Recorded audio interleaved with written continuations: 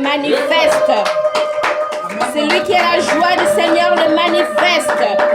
Le monde des ténèbres va savoir que la joie de l'Éternel est en nous. Car la joie de l'Éternel est une bénédiction. Alléluia. Amen. Il y en a beaucoup qui n'ont pas de joie. Mais avoir la joie, c'est une grâce qui vient de l'Éternel. Amen. Éternel des armées, je te dis merci, Seigneur, pour cette grâce, cette opportunité que tu me permets, Seigneur, de me lever, Seigneur, devant ton peuple pour parler, Seigneur, de ce qui vient de ta part. Que je m'abaisse, que toi seul tu t'élèves, que toi seul, Seigneur, tu parles, Seigneur, que tu puisses toucher, transformer, Seigneur, nos cœurs et que tout ce qui n'est pas de toi, Seigneur, aille dans les arides. Viens prendre place, Seigneur, en moi, Éternel des armées, et seulement par ton sang, que je puisse être invisible face au monde des ténèbres. Et je scelle cette prière du début à la fin par ton sang, nom puissant de Jésus. Et le peuple de Dieu dit Amen. Amen. Amen. Je vous salue tous dans le précieux nom du Seigneur Jésus-Christ. Je remercie la servante de Dieu, l'apôtre Tchala Mosungi, pour l'opportunité qu'elle me permet de pouvoir me placer au-devant de vous, de parler de ce que l'Éternel a pu déposer en moi. Amen. Amen. Sans plus tarder, nous allons rentrer dans le vif du sujet de ce jour. Nous allons parler aujourd'hui de Ruth. Le thème de la prédication d'aujourd'hui, je l'ai intitulé « L'attachement à l'alliance ». L'attachement à l'alliance. Tous peuvent rentrer dans l'alliance, mais tous ne vont pas s'attacher à l'alliance. Tous peuvent habiter le Canada, mais tous ne vont pas parler les deux langues officielles du Canada, le français et l'anglais. D'autres vont même passer des années sans parler le français et l'anglais. Ils vont juste parler leur propre langue maternelle. Ils vont utiliser d'autres personnes pour les aider à pouvoir parler, à pouvoir communiquer. Lorsqu'on est dans l'alliance, tu dois t'attacher dans l'alliance, tu dois vivre dans l'alliance. L'alliance ne doit pas être simplement quelque chose, un cachet qui est en toi, mais que tu ne vis pas dedans. Tu dois vivre ce cachet, l'être toi-même. Lorsqu'on regarde dans la parole de Dieu, dans le livre de Ruth, au premier chapitre, la parole de Dieu nous dit « Du temps des juges, il y eut une famine dans le pays. Un homme de Bethléem de Juda partit avec sa femme et ses 2 fils pour faire un séjour dans le pays de Moab. Le nom de cet homme était Elimelech. Celui de sa femme Naomi et ses 2 fils s'appelaient Machlon et Kiljan. Ils étaient Éphratiens de Bethléem de Juda. Arrivés au pays de Moab, ils y fixèrent leur demeure. Elimelech, mari de Naomi, mourut et elle resta avec ses 2 fils. Ils prirent des femmes moabites, dont l'une se nommait Orpa et l'autre Ruth. Et ils habitèrent là environ 10 ans. Machlon et Kiljan moururent aussi tous les 2, et Naomi resta privée de ses 2 fils et de son mari. Puis elle s'éleva, elle et ses belles-filles, afin de quitter le pays de Moab, car elle apprit au pays de Moab que l'Éternel avait visité son peuple et lui avait donné du pain. La parole de Dieu nous parle de Elimelech. Elimelech qui était un homme marié, le mari de Naomi, père de Machlon et de Kiljan. La parole de Dieu nous parle que cet homme, il a quitté là où il était, Juda, pour aller à Moab à cause de la famine. Ce n'était pas une décision que lui-même il a prise en se levant de bon matin, en regardant autour de lui et en décidant que bon, moi je préfère mieux aller faire ma vie dans un autre pays. J'ai choisi de pouvoir continuer à élever mes enfants, à vivre avec ma femme dans un autre pays, dans une autre contrée. Ce n'était pas une décision qu'il a prise de lui-même. Mais le problème, les situations, la famine, ce qui l'environnait, ce qui l'entourait, était si dur, était si difficile pour eux, que la solution que cet homme a trouvée était de s'éloigner. À la base, leur éloignement était une affaire d'un court laps de temps. La parole de Dieu nous dit, ils partirent pour faire un séjour dans le pays de Moab. Le séjour, au premier verset, s'est transformé en demeure au deuxième verset, toujours du premier chapitre. Ils se sont installés là. Quelque chose qu'ils devaient faire, par exemple, pour une année, 2 ans maximum, quelque temps, attendre que la famine puisse passer, que le blé, les champs, que tout, la moisson, que tout puisse germer. Attendre une saison, 2 saisons maximum, que la nourriture puisse venir. Mais eux, au lieu de pouvoir attendre, ils ont installé leur demeure dans ce pays de Moab. Là où l'Éternel avait lancé des paroles de malédiction. Là où la malédiction, l'inceste était là. On voit que eux, ils ont quitté la demeure de l'Éternel pour aller s'installer dans ces lieux maudits, dans ces lieux de malédiction. Et la parole de Dieu nous dit qu'ils sont restés là environ 10 ans. Le père n'a pas vu ses fils se marier. La parole de Dieu nous dit en premier que le mari de Noémie mourut. Elle resta avec ses 2 fils et les fils prirent pour femmes. Le papa n'a pas pu voir les belles filles. Il n'a pas pu voir le mariage de ses enfants. Ses enfants se sont mariés, ils se sont attachés. Comme leur père n'était plus là, ils étaient seuls avec leur mère. Ils ont dit que non, on va pouvoir trouver des femmes pour aider notre mère, des femmes qui vont nettoyer la maison, des femmes qui vont préparer, qu'on ne puisse pas simplement dépendre de notre mère, mais que d'autres femmes puissent venir aider au bien de la maison. 10 ans qu'ils sont restés là. 10 ans à être bloqués. 10 ans à ne pas avancer.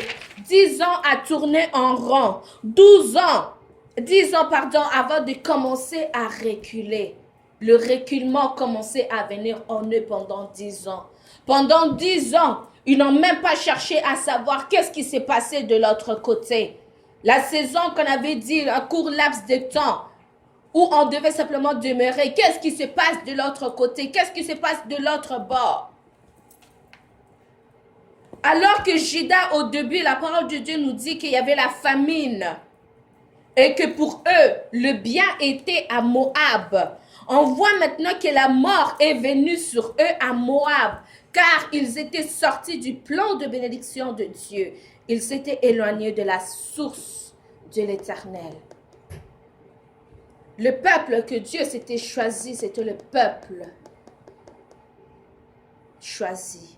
Mais eux, ils ont décidé de quitter là où ils étaient à cause de choses pour partir. Pendant que la mort venait sur les hommes, Elimelech, ses 2 fils, pendant que la mort venait dans cette maison, on voit que de l'autre côté, la bénédiction commençait à revenir petit à petit sur Juda. Elimelech n'a pas regardé le spirituel. Lorsque la famine est venue, lorsque les problèmes sont venus, il n'a pas regardé le spirituel. Il ne s'est pas tourné pour dire que la parole de Dieu nous dit il y aura une différence entre ceux qui me servent en esprit en vérité et ceux qui ne me servent pas. Il n'a pas regardé pour dire que la parole de Dieu nous dit que 1000 tombent à ton côté, 10 000 à ta droite. Il n'est pas allé vers l'Éternel pour demander la volonté de l'Éternel. Mais on voit que lui, il a regardé le physique. Il s'est limité à ce que ses yeux voyaient. Il s'est limité, il n'a pas regardé au-delà. Il n'a pas cherché l'Éternel Dieu, le Père de ses ancêtres l'invoqué pour savoir éternel, dois-je partir ou dois-je rester? Alléluia. Amen. Amen. Ce n'est pas parce que la famine est dans le pays que cela rentrera dans ta maison. Ce n'est pas parce que les autres sont comme ça que toi aussi tu seras comme ça. Ce n'est pas parce que les autres, lorsqu'ils vont chercher du travail, qu'on leur refuse que toi aussi, si tu rentres, que tu vas aussi échouer. Tu n'es pas comme les autres. Tu n'es pas semblable à eux. À cause de l'alliance de l'Éternel en toi, tu es différent. Donc la différence de l'Éternel doit se manifester en toi. La pauvreté ne peut pas venir te toucher. La famille ne peut pas venir te toucher, même si la famille est dans le monde. L'Éternel pourvoira à toi. Pourquoi? Parce que tu es celui qui lève ses yeux vers le montagne. D'où viendra le secours? Le secours viendra de l'Éternel lui-même. Ruth a été celle qui s'est complètement détachée de sa famille, des liens familiaux, pour s'attacher à un autre Dieu. La parole de Dieu nous dit que l'homme quittera son père et sa mère et s'attachera à sa femme. Les deux deviendront une seule chair. Son mariage lui avait permis un peu de découvrir le Seigneur. Mais il fallait qu'elle ait elle-même une relation personnelle avec l'Éternel. Bien même qu'elle avait goûté, il fallait qu'elle-même puisse avoir une relation personnelle avec Dieu. Dans leur maison, là où ils habitaient parmi le peuple de Moab, à l'intérieur, Naomi, elle priait toujours l'Éternel, le Dieu de ses pères. Orpa voyait, Ruth voyait. Mais il fallait maintenant que Ruth puisse rentrer dans l'alliance, l'accepter, marcher selon les directives du Seigneur, selon cette alliance. On nous a parlé la semaine passée de Moïse, de sa femme Séphora. Moïse, il faisait partie de l'alliance. Il faisait partie de celui que Dieu s'était choisi, que Dieu avait déjà prévu, déjà plusieurs années avant même sa naissance. Dieu avait déjà choisi, sélectionné Moïse. Mais comme Moïse était dans l'alliance, il fallait que tout ce qui était à lui puisse être aussi dans l'alliance. Voilà pourquoi sa femme, elle avait dit, mon mari de sang. Elle était rentrée dans l'alliance, elle avait accepté cette alliance. Ruth, elle vivait avec Naomi, avec son mari et son beau-frère. Mais il fallait maintenant qu'elle-même puisse rentrer dans cette alliance, que ce ne soit pas simplement un cachet, que ce ne soit pas simplement une image sur elle, mais qu'elle puisse le vivre, que Akom Mayango. Naomi décida de retourner vers sa source, de rentrer à sa place, de retourner à Bethléem, Juda. Ruth, ayant déjà goûté un peu de ses dieux, décida de s'attacher à Naomi. Elle a manifesté un acte de foi. Malgré que la mort entourait Naomi, par la mort de son mari, par la mort de ses deux fils, Ruth, elle a regardé au-delà, elle a vu au-delà de l'apparence physique. Elle a fait ce que Elimelech n'avait pas fait. Elimelech avait regardé le physique. Il n'a pas regardé le spirituel. Mais Ruth, elle a regardé au-delà. La parole de Dieu nous dit, lorsqu'on regarde toujours dans l'histoire de Ruth, la parole de Dieu nous dit que lorsque Naomi est retournée, tellement que son apparence avait changé, les femmes là-bas commencèrent à se demander, est-ce là Naomi, verset 18. Est-ce là Naomi? Pourquoi? Parce qu'elle avait changé. La beauté qui était en elle, l'éclat qui était en elle, l'apparence qu'elle avait, la gloire qu'elle avait lorsqu'elle est partie, ce n'était plus la même que lorsqu'elle est retournée. Les gens se demandaient, est-ce là Naomi? De la même manière, le fils prodige, lorsqu'il a quitté la maison de son père, il avait l'apparence d'un enfant, d'une personne qui a des biens, qui a des richesses. Il avait cette apparence. Il est parti, mais lorsqu'il est retourné, il n'était pas retourné de la même apparence que lorsqu'il était parti. Il est retourné différemment. Alléluia. Amen. Mais l'important, ce n'est pas de rester là où tu es. L'important, c'est de retourner à ta source. Or, pas se limiter à ce qu'elle voyait. Elle s'est limitée, elle a vu que Ruth ne pouvait plus rien lui apporter. Le mari est mort. Les deux enfants sont morts. Il n'y a plus rien. Elle n'a plus de moyens pour survivre. Qu'est-ce que Ruth pourra lui apporter? Naomi pourra lui apporter? Orpa a décidé de retourner chez elle, de refaire sa vie, de demeurer dans ses traditions, de demeurer dans ses coutumes. Elle a vu que cela était mieux pour elle. Pourquoi? Parce que Orpa ne s'était pas détachée. Orpa, même si elle était là, elle ne s'était pas détachée, elle était toujours attachée à ses coutumes, à ses croyances. Elle n'avait pas eu la révélation du Dieu de Naomi au-delà de l'apparence que Naomi pouvait avoir. Ruth rentra dans le spirituel de Dieu qu'elle avait rencontré pour décider de son avenir. C'était son avenir qu'elle jouait.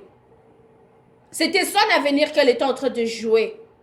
De quitter là où elle était née, là où elle avait grandi, là où séjournait son père, sa mère, peut-être ses frères, peut-être ses oncles, là où elle avait ses racines. De quitter là où elle était pour aller avec une femme âgée. Dans un pays qu'elle ne connaissait pas, dans un lieu où elle ne connaissait pas, où elle avait déjà une malédiction, un nom sur elle, une Moabite, une descendante maudite. Elle a accepté, malgré tout ça, malgré de se retrouver là-bas, et que Naomi peut-être puisse mourir, qu'elle puisse se retrouver seule, elle a accepté tout cela. Pourquoi? Parce qu'elle savait qu'il y aurait quelque chose qui allait se passer. Ruth régna ses dieux, ses croyances. Elle a déraciné tout ce qui l'a lié. Elle s'attacha au Dieu d'une femme qui physiquement semblait au plus mal. Là où tu iras, j'irai. Là où tu demeureras, je demeurerai. Ton Dieu sera mon Dieu. Ton peuple sera mon peuple. Là où tu mourras, je mourrai. Alléluia. Amen. À leur arrivée, elle n'avait rien. À leur arrivée, elle n'avait absolument rien. Elle ne savait pas où aller. Elle ne savait pas quoi faire. Mais Ruth, elle a prouvé son amour envers Naomi. Elle est allée travailler dans un champ. Elle est allée dire, maman, reste. Moi, je vais aller travailler. Moi, je vais aller voir de quoi se nourrir pour me nourrir moi et pour te nourrir toi.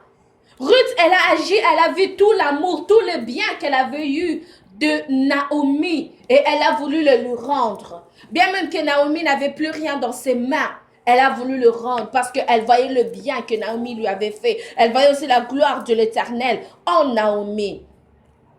Ne nous limitons pas simplement au physique. En regardant simplement que telle personne n'a plus de valeur, que moi je gagne plus d'argent que elle, que moi j'ai des grandes maisons, que moi j'ai des voitures, que moi j'ai plus que elle. Elle est restée à un niveau bas, que je puisse me détacher, que je puisse aller faire ma vie. Ne regardons pas simplement le physique, mais attachons-nous à ce Dieu-là qui nous a permis d'arriver là où nous sommes. Car en nous attachant, c'est là où l'Éternel va encore ouvrir plus que ce que tu peux penser. Ruth est allée travailler dans les champs. Elle ne savait pas c'était le champ de qui au début. Elle ne le savait pas. Boaz, qui était le propriétaire, Boaz représente le Seigneur Jésus-Christ. Le champ représente l'Église. Ruth a travaillé avant d'atteindre la position d'épouse. Tu ne peux pas atteindre la position d'épouse sans travailler, sans prouver ton amour, sans prouver ta capacité, sans prouver que tu es digne d'être une épouse. Le travail l'a rapprochée de la position qu'elle devait avoir. Le travail l'a préparée à rentrer, à vivre, à marcher dans l'alliance. Le travail que Ruth faisait l'a préparée jour après jour, quotidiennement, alors qu'elle allait du matin au soir. Ce travail l'a préparée sans le savoir à devenir épouse de Boaz. Naomi a dit à Ruth de se laver et de se oindre une fois qu'elle a su que le champ appartenait à Boaz, qui était un de ses parents. La parole de Dieu nous dit au chapitre 3, au verset 1. Naomi, sa belle-mère, lui dit, « Ma fille, je voudrais assurer ton repos afin que tu fusses heureuse. » Premièrement, le rôle de Naomi, qu'est-ce que c'était? C'était le bien de Ruth. Parce que Ruth lui a fait du bien. Naomi a voulu rendre aussi le bien à Ruth. Orpa n'a pas eu cette grâce. Orpa n'a pas eu cette chance. Parce que Orpa s'est limitée au physique. Orpa s'est limitée à regarder l'apparence. Elle est demeurée, elle est rentrée chez elle. Mais parce que Ruth s'est attachée, parce que Ruth elle a montré son amour, son affection, alors que Naomi était rendue toute seule, sans mari, sans enfant, sans bien, elle avait tout délaissé, elle était toute seule. Ruth lui a montré son amour, Ruth lui a montré son attachement, Ruth lui a montré son respect, sa foi. Ruth avait mis toute sa croyance, elle avait eu foi au Dieu de Naomi. Et à cause de tout cela, on voit maintenant que Naomi est en train de chercher le bien pour Ruth. C'est que tu sèmes, l'Éternel te le rendra au centuple. Alléluia. Amen. Pourquoi? Parce que Ruth a agi sans demander quelque chose à Naomi. Ruth n'a pas dit à Naomi, ok, je t'accompagne parce que tu es seule, parce que tu n'as plus de famille, parce que tu n'as plus de mari, tu n'as plus d'enfants, tout le monde est mort, tu es âgé, je t'accompagne simplement pour t'aider et lorsque tu auras une maison, lorsque tu auras maintenant des biens, des gens à ton service, que tu puisses me rendre, me rembourser, me donner le salaire de tout ce temps que j'ai passé avec toi. Ruth n'a pas agi de cette manière, mais Ruth a agi avec amour. L'œuvre de Dieu, nous devons le faire avec amour. Et lorsque, toujours, au chapitre 3, Naomi, sa belle-mère, lui dit, « Ma fille, je voudrais assurer ton repos afin que tu fusses heureuse. Et maintenant, Boaz, avec les servantes duquel tu as été, n'est-il pas notre parent? Voici, il doit venir cette nuit les orges qui sont dans l'air. Lave-toi et oins-toi, puis remets tes habits et descends à l'air. Tu ne te feras pas connaître à lui jusqu'à ce qu'il ait achevé de manger et de boire. » Alléluia. Amen. Amen. Amen. Lave-toi, oins-toi. Rhabille-toi, mais ne te fais pas connaître jusqu'à ce qu'il ait mangé et bu. Je l'ai dit, Boaz représente Christ. Le travail, comme je dis, préparer Ruth à rentrer vivre dans l'alliance. Elle était attachée, mais maintenant il fallait qu'elle puisse rentrer elle-même, qu'elle puisse devenir cette alliance. Naomi a dit à Ruth de se laver et de se oindre.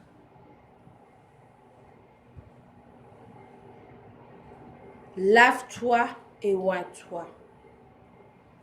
Lave-toi afin d'être purifié, afin d'être sanctifié, afin d'enlever tout ce qui était de sorcellerie, afin d'enlever tout ce qui était de malédiction, afin d'enlever tout ce qui était ancestral, tout ce qui était de Moabites, afin de pouvoir enlever la malédiction. Lave-toi.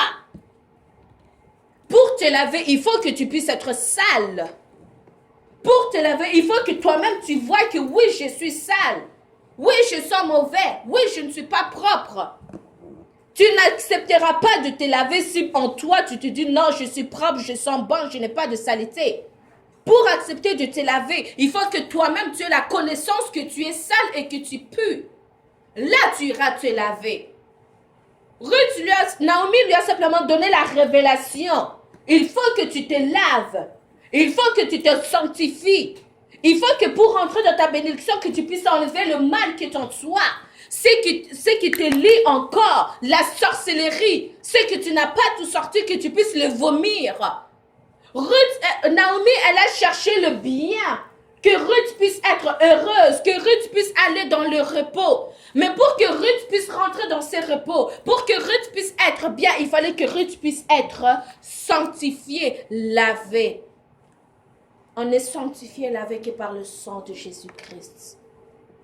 On est sanctifié et purifié que par le sang de Jésus-Christ après le pardon de nos péchés.